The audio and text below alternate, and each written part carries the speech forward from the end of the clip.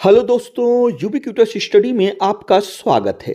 आज की current news है। हाल ही में आयोजित हॉर्नबिल फेस्टिवल 2025 के लिए किसे पार्टनर कंट्री के रूप में चुना गया? तो दोस्तों इसका सही उत्तर हो जाएगा यूनाइटेड किंगडम को चुना गया, यानी कि ऑप्शन ए इसका सही हो जाएगा। आइए इसको हम लोग डिटेल्स में देख लेते हैं। दोस्तों हॉर्नबिल फेस्टिवल 2025 के लिए प्रमुख पार्टनर्स कंट्री के रूप में United kingdom, Switzerland, Ireland, France, Austria और माल्टा को चुना गया है।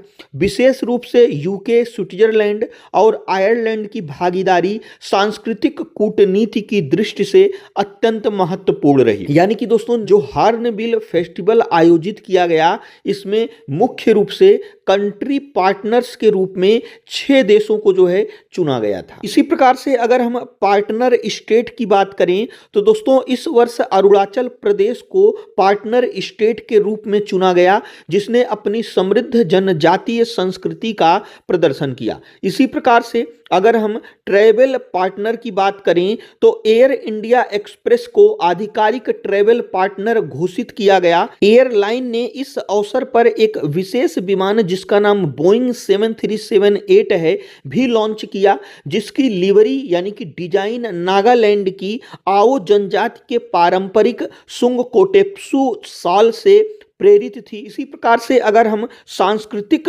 कूटनीति की बात करें तो दोस्तों अंतरराष्ट्रीय भागीदारों की उपस्थिति ने इस उत्सव को वैश्विक पर्यटन मानचित्र पर मजबूती से स्थापित किया है, जिससे उत्तर पूर्वी भारत में सतत विकास और पर्यटन को बढ़ावा मिला है। इसी प्रकार से दोस्तों जैसे इस महोत्सव में मुख्य रूप से पार्टनर कंट्री, पार्टनर स्टेट और पार्टनर ट्रैवल चुना गया। ऐसा क्यों किया जाता है? तो दोस्तों इसको मुख्य रूप से सांस्कृतिक आदान प्रदान, आर्थिक निवेश और वैश्विक ब्रांडिंग के लिए किया जाता है। तो इसमें अगर हम पार्टनर्स कंट्री की बात करें तो दोस्तों यह अंतरराष्ट्रीय संबंधों और विदेशी पर्यटन को बढ़ावा देती है। इसी प्रकार से अगर हम पार्टनर्स स्टेट की बात करें तो क्षेत्रीय एकता और आपसी व्यापार को मजबूत करता है।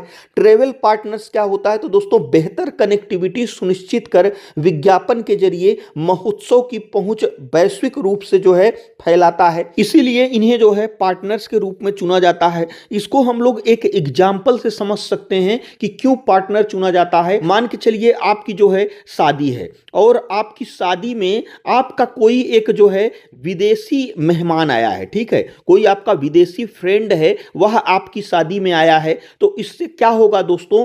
तो जो आपकी शादी है इसमें जो आपका जो विदेशी एक मेहमान आया है, इससे क्या होगा कि आपकी जो शादी की चर्चा है वह ज्यादा दूर तक होगी, ज्यादा लोग जानेंगे। इसीलिए दोस्तों कोई भी प्रोग्राम होता है कभी भी तो दोस्तों बड़े लोगों को बुलाया जाता है, जो सेलिब्रिटी टाइप के होते हैं उनको बुलाया जाता है।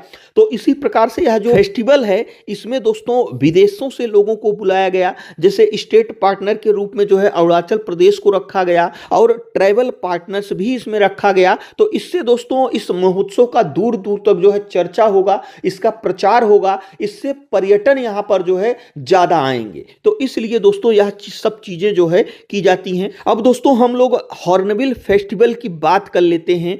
तो यह नागालैंड का सबसे महत्वपूर्ण सांस्कृतिक उत्सव है, जिसे त्योहारों का त्योहार कहा जाता है। प्रतिवर्ष 1 से 10 दिसंबर तक नागालैंड की राजधानी कोहिमा से लगभग 12 किलोमीटर दूर किसामा हेरिटेज विलेज में आयोजित होने वाला यह महोत्सव नागालैंड की 17 जनजातियों की समृद्ध विरासत को जो है प्रदर्शित करता है। इस फेस्टिवल को जो है यहां पर अंतरराष्ट्रीय मंच मिलता है अपने प्रचार प्रसार के लिए।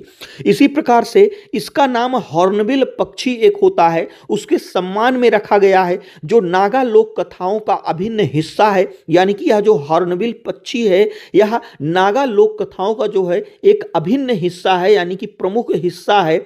महोत्सव का मुख्य आकर्षण पारंपरिक युद्ध नृत्य, लोक संगीत, स्थानीय व्यंजन और हस्तशिल्प हैं। इसके साथ ही हॉर्नबिल रॉक फेस्टिवल और पारंपरिक खेल इसे आधुनिक व सांस्कृतिक संगम बनाते हैं, जो वैश्विक पर्यटकों को आकर्षित करता है। वर्ष 2025 में इसका 26वां संस्करण मनाया गया। इसी प्रकार से अगर हम इसके उद्देश्य की बात करें तो दोस्तों इसकी शुरुआत वर्ष 2000 में नागा नागालैंड सरकार द्वारा की गई थी। इसका मुख्य उद्देश्य नागालैंड की विभिन्न जनजातियों के बीच सांस्कृतिक मेल जोल को बढ़ावा देना और उनकी समृद्ध विरासत को दुनिया के सामने प्रदर्शित करना है। इसी प्रकार से दोस्तों यह हमारा आज का करंट अफेयर्स था। जो हमारा आज का क्वेश्चन है वह है 14 जनवरी 2026 को भारत ने कौन सा सशस्त्र बल पूर्व सैनिक दिवस मनाया है? तो इसमें से कौन सा ऑप्शन सही है हमें कमेंट बॉक्स में जरूर बताइएगा। और दोस्तों यदि वीडियो यूजफुल लगा हो तो हमारे चैनल को जरूर सब्सक्राइब करिएगा। वीडियो देखने के लिए आपका बहुत बहुत धन्यवाद।